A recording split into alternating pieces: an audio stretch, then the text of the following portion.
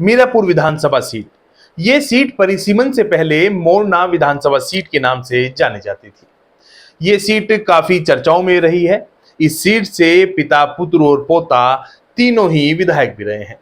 साथ ही इस सीट के नाम एक रिकॉर्ड भी दर्ज है, क्योंकि मुजफ्फरनगर जिले की यही एक ऐसी विधानसभा सीट है जिस पर हार जीत का अंतर सबसे कम रहा है।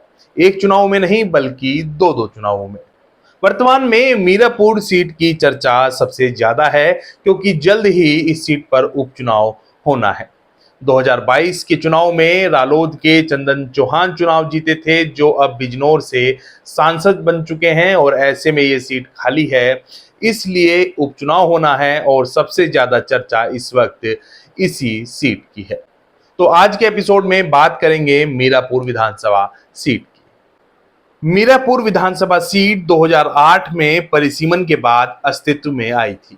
इससे पहले मीरापुर सीट का ज्यादातर इलाका मोरना विधानसभा सीट के अंतर्गत आता था और मोरना सीट 1967 में अस्तित्व में आई थी और इस सीट पर सबसे पहले विधायक कांग्रेस के राजेंद्र दत्त त्यागी बने थे। उन्होंने सीपीआई के डी सिंह को शिकस्त दी थी। 1969 के चुनाव में बीकेडी के धर्मवीर सिंह जीते थे। उन्होंने कांग्रेस के उम्मीदवार जमीरुद्दीन को हराया था। 1974 में कांग्रेस ने नारायण सिंह को टिकट दिया था और नारायण सिंह ने बीकेडी के सैयद मुर्तजा को चुनाव हराया था। ये चुनाव आज भी मुजफ्फरनगर जिले के सबसे दिलचस्प चुनावों में से एक है। साथ ही सबसे कम अंतर से हार जीत वाला भी चुनाव है। नारायण सिंह की उस चुनाव में सिर्फ 112 वोट से जीत हुई थी। 1977 के चुनाव में भी नारायण सिंह ही जीते थे। इस चुनाव में वह जनता पार्टी के उम्मीदवार थे और उन्होंने कांग्रेस के नजर मोहम्मद को हराया था। 1980 के चुनाव में जनता पार्टी सेक्युलर चौधरी चरण सिंह के उम्मीदवार मेहंदी असगर बने थे और कांग्रेस आई के उम्मीदवार सईद उजैमान थे। मेहंदी असगर उर्फ मटरू मियां ने जीत दर्ज की थी।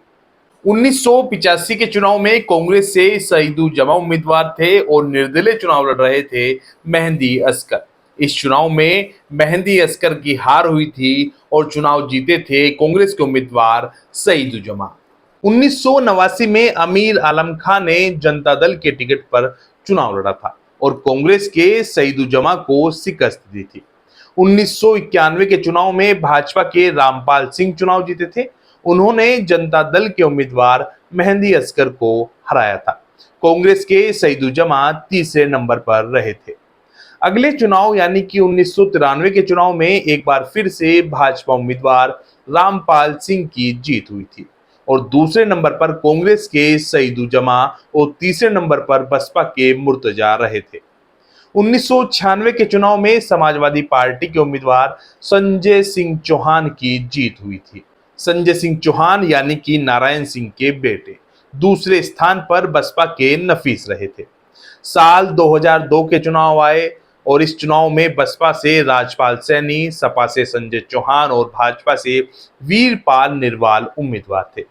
राजपाल सैनी ने जीत दर्ज की थी और संजय चौहान दूसरे नंबर पर रहे थे।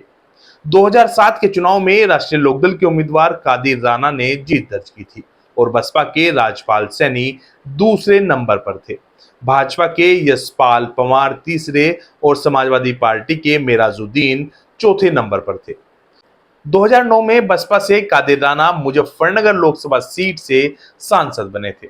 ऐसे में यहां पर उपचुनाव हुआ था और उपचुनाव में रालोद उम्मीदवार मिथिलेश पाल ने जीत दर्ज की थी और बसपा के नूर सलीम राणा को हार का सामना करना पड़ा था।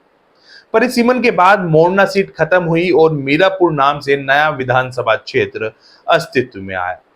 मीरापुर पर हुए पहले चुनाव में बसपा उम्मीदवार मौलाना जमील ने जीत का परचम लहराया था। रालोद की मिथिलेश पाल दूसरे नंबर पर रही थी। भाजपा का तीसरा और सपा का चौथा नंबर था। भाजपा से वीरपाल निरवाल और सपा से मेराजुद्दीन उम्मीदवार थे। 2017 के चुनाव में सपा से हाजी लियाकत, भाजपा से अवतार सिंह बढ़ाना और बसपा से नवाजिस आलम उम्मीदवार थे। भाजपा के अवतार सिंह बढ़ाना सपा के हाजी लियाकत से सिर्फ 193 वोट से चुनाव जीते थे। नवाजिश आलम तीसरे और रालोद उम्मीदवार मिथिलेश पाल चौथे नंबर पर रही थी। 2022 के चुनाव में सपा रालोद गठबंधन में चंदन चौहान रालोद के उम्मीदवार थे। चंदन चौहान सपा के नेता थे और अखिलेश यादव के करीबी भी माने जाते थे। अखिलेश यादव अड़ गए थे कि चुनाव तो चंदन चौहान ही लड़ेंगे। ऐसे में चंदन चौहान रालोद के सिंबल पर चुनाव लड़े थे और भाजपा के प्रशांत चौधरी को 27,380 वोट से शिकस्त दी थी। जैसा कि आपको पता है कि बिजनौर से चंदन चौहान सांसद बने हैं। वह भाजपा रालोद गठबंधन में रालोद के उम्मीदवार थे और उन्होंने जीत दर्ज की। ऐसे में मीरापुर सीट खाली हुई है और इस सीट पर अब उपचुनाव होना है। चंदन चौहान यानी कि संजय चौहान के पुत्र। उम्मीद करते हैं कि ये वीडियो आपको पसंद आई होगी। हमारे YouTube चैनल को सब्सक्राइब कीजिए, Facebook पेज को फॉलो कीजिए। हमारा सहयोग और समर्थन भी आप करते रहिए। आप सभी का बहुत बहुत धन्यवाद।